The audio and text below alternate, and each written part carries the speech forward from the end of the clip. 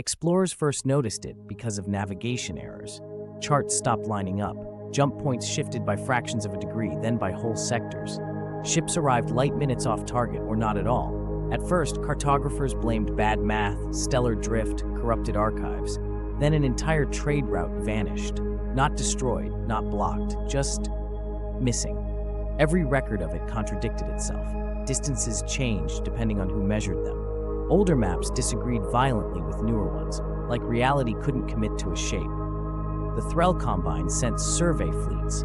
They came back confused, crews arguing over where they'd been, captains insisting they'd crossed regions no longer present on any chart. One ship returned with its internal map overwritten by something organic-looking, like veins etched into glass. That's when someone noticed the pattern. The inconsistencies weren't random. They spread outward from a single region, slowly, patiently, erasing certainty. Not space. Knowledge of space. It wasn't consuming planets or ships. It was consuming orientation. The first direct encounter happened when a scout fleet tried to fence the region with beacon chains. Every beacon failed differently. Some duplicated themselves. Others pointed inward. A few began transmitting coordinates that led back to their own origin, endlessly. From long-range sensors, something was visible at the center. Vast, diffuse. Not a body so much as a presence where directions collapsed. Inside it, up and down lost meaning. Distance folded, paths looped. A xenobiologist finally named it a topovore, a life form that feeds on spatial relationships. It didn't kill you. It made sure you could never leave. Civilizations reacted badly. Borders became arguments. Wars broke out over whose maps were correct. Fleets fired on allies who appeared in the wrong place. Trust in navigation, in exploration, in expansion began to rot. The topovore didn't move faster. It didn't need to. Every jump drive, every chart correction, every desperate rerouting fed it more structure to digest. The more we tried to understand space, the less space behaved. The last message from the Threll Combine wasn't a warning, it was an apology. We thought space was empty, it said. We didn't realize it was hungry. Exploration across half the galaxy has now been suspended, not because of fear, because no one agrees anymore on where anything actually is. The mission was historic because someone had to stay behind. The probe landed on Kepler 1a6f years ago, but human presence came later. One research station, 12 scientists, a 2-year rotation. Everyone knew the rules. When the relief ship arrived, you left. No exceptions. Except the planet disagreed. At first, it was small things. Power efficiency improving on its own, crops growing faster without explanation. The station's AI reporting environmental cooperation as a recurring anomaly. We joked about a friendly biosphere. Then the first shuttle malfunctioned. Then the second. By the time Mission Control realized what was happening, the planet had already adapted to us. Magnetic fields subtly altered re-entry trajectories. Atmospheric density thickened just enough to shred hulls. Not violently. Precisely. We weren't being attacked. We were being retained. The planet wasn't alive in any way we understood. No thoughts, no intent. Just a system that recognized patterns and optimized for continuity. Our station stabilized weather cycles. Our heat output regulated tectonic stress. Our presence made the planet better at being itself, so it kept us.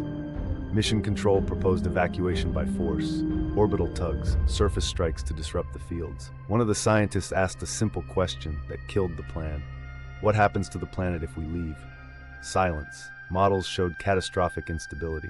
Oceans boiling, crust fractures, a world collapsing without the variables it had incorporated into equilibrium. We had become organs. The relief ship still orbits overhead, broadcasting every day, automated, cheerful. It announces arrival protocols that will never be followed. I stand outside the station at night sometimes.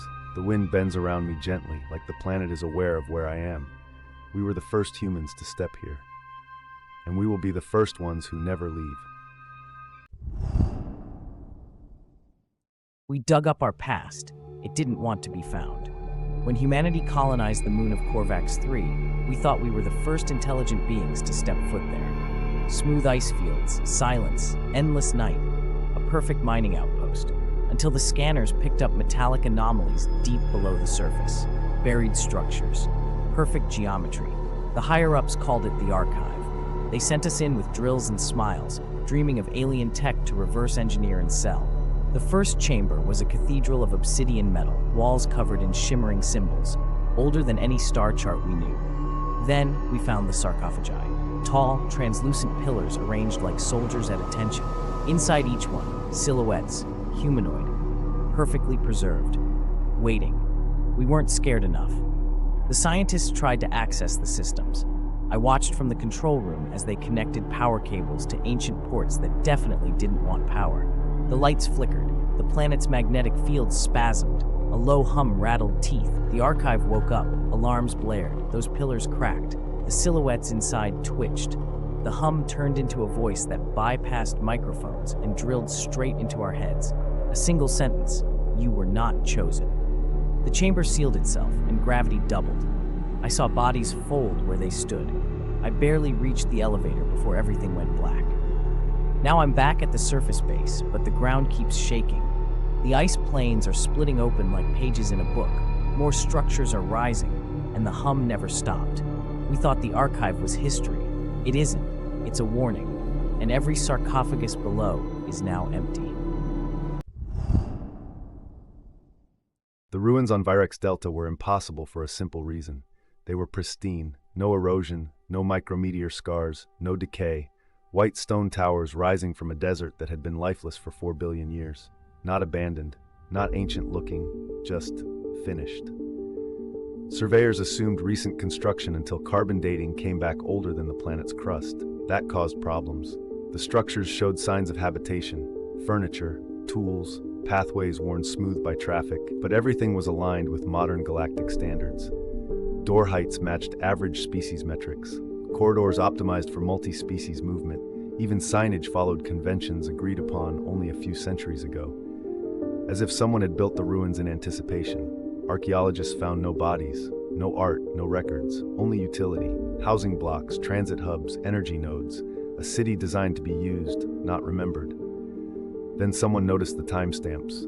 Every tool, every surface, every microabrasion dated to a narrow window, 37 days. The entire city had existed for just over a month, long enough to be lived in, then abandoned perfectly.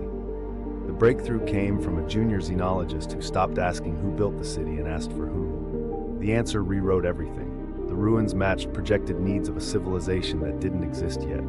Population density, resource distribution, social zoning, all mapped precisely to the predicted future expansion of a species still confined to its home system. A species that would reach Virex Delta in approximately 80 years.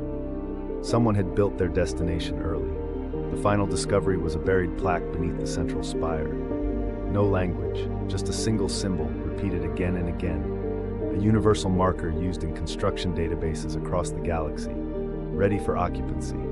The ruins weren't ancient. They were early, and whatever built them was no longer waiting.